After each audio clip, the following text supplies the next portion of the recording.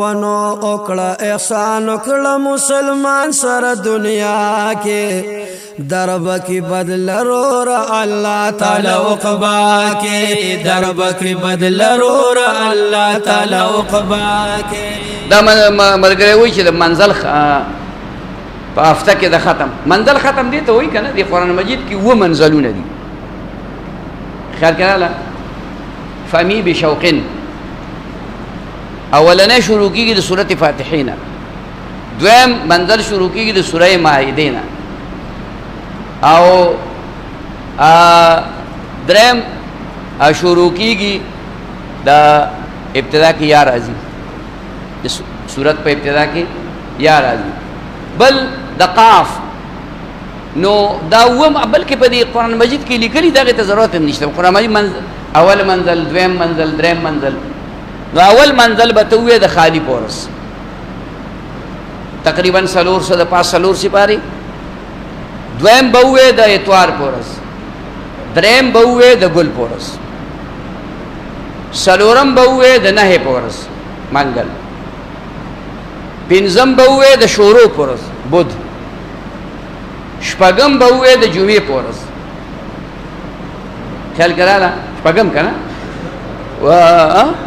زیارت پورس، او اووم به ووایې د جمعې پورس باندې. یعنې خالی ورځ نه به شروع شي نو په هره ورځ یو شماره، نو اووم به د څه په ورځ راشي؟ د جمعې پورس. بیا به د هغې نه بعد چې دغه دې ختم که نو 4 رکعاتو نفل نیت به وتړي، 4 رکعاته نفل دا نیت به وتړي. په هر رکعت کې د الحمد نرستو 50 پیرې به سورت اخلاص ہوئے، قل هو اللہ احد اللہ الصمد، دیتا ہوئی سورت اخلاص 50 پیرې په هر رکعت کې د الحمد نه بعد. او بیا چې څومره جایز دعاګانې هغه غواړه الله پاک. که د دشمن د هلاکت نو خیرې ورته مه کوه، داسې ووایه خدای هدایت نصیب کړي. که هدایت نصیب کې نه وي او د مسلمان بې عزتي کوي نو ته هلاک کړې، خو اول به دعا کې، ځکه چې یو سړی ستا مخالف دی او هغه ښه شو زبرګ شو نو خو بس تا ته اوس تکلیف نه رسوي که نه. مطلب باندې پوه شوې؟ اگر چې موږ نه صبرېږو، زمونږ لوښي د زړه ظرف هغه وړوکی دی، خو بهرحال دا طریقه ده د دې چې کوم دی ډېر لوی برکات دي. الله هر قسم دعا دی نه بعد قبلوي. ښه که ونه شوه نو بیا یې وکړه، 7 پیرو پورې وکړه، 7 پیرو پورې انشاءالله چې څه دعا غواړي خدای به په دې 7 پیرو کې قبوله کړي. 749 خبره پوه شوې؟ 7 هفتې به وشي. د جمعې د تقریر کې تسبیح اړول جایز دی نه؟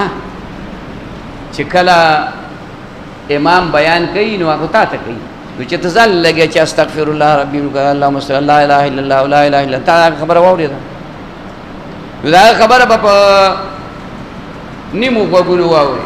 د مسواک نه به بکواس جوړی نو مسواک نه به مولا تقریر کو او سړی ورته وده شوی و نو هغه د مسواک صفتونه شروع کړي د چې دیساوي کا مولا راغلی بېګا کاپر مولا وی چې د بکواس کې اویا فیدي هغه ته مسواک کې اویا فیدي د بکواس. نو چې ته ذکر کې خو ستا توجه تقریر ته نه ده کړنه، بیا دې مجلس کې مه کښېنه.